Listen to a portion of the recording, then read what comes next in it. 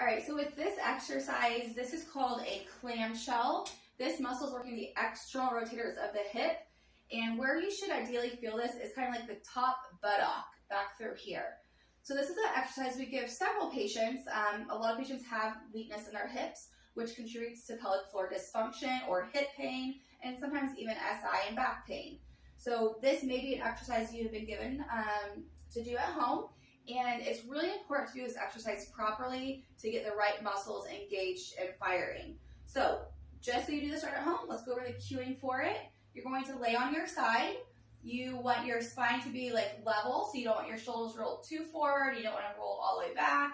You just want neutral position here. Knees together and feet together. So we're going to start without the band, okay? So no band for this, but most people will still feel this exercise without using an exercise band. So what I want you to do, Kyla, I want you to keep your belly button kind of pointed down, so I don't want your pelvis to roll backwards at all, okay? And then feet stay together, and you're going to lift the knee up towards the ceiling. So go ahead. Perfect. So it's actually a small movement. I don't care how high you're getting your knee. That's not the purpose of this. I want slow, controlled. Your pelvis isn't moving.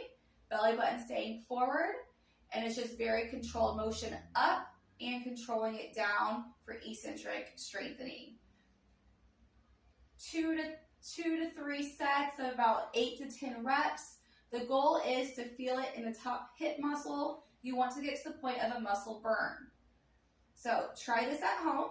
And if you do this and you're not feeling a muscle burn in here, if this is too easy, you can always add a band. So with TheraBand, the easiest level is yellow. So with the band, I'm going to tie it around her knees.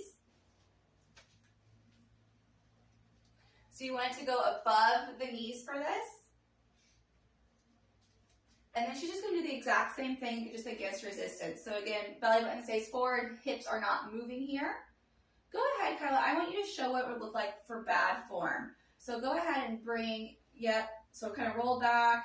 And then if she lifts that hip and just keeps rolling back, that is not what I want, okay? A good way to do this to make sure you have good form is you can do it against a wall, so then you can't roll back either. But yeah, hips stay still, belly buttons pointed down. This is clamshells for hip external rotation strengthening.